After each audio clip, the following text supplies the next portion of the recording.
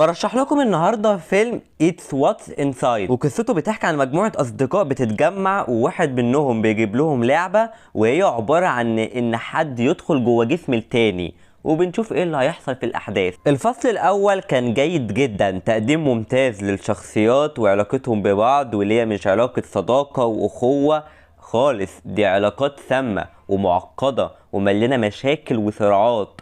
كمان الاداء التمثيلي كان موفق منهم كلهم. الفصل التاني بندخل اكتر في الحبكة وبتشوف قواعد اللعبة، وحرفيا ده كان فصل مجنون في تفاصيله ونهايته صادمة. ولحد هنا الفيلم كنت فاهم هو عايز يقول ايه، لغاية لما بنوصل للفصل التالت اللي اخد منحدر مفاجئ وبيناقش افكار معقدة كتير جدا. واول لما خلصت الفيلم عرفت اني لازم اعيد الفصل ده تاني، لان حاجات كتير محتاجة تركيز، وبشكل عام ما اقدرش اقول ان الرسالة وصلت لي.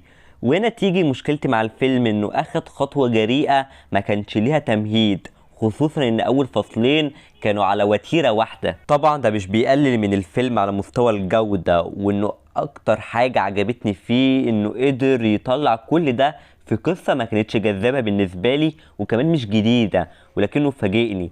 كمان عايز اشيد بالاخراج والتصوير والمونتاج، كانوا من العوامل المهمة جدا في الفيلم.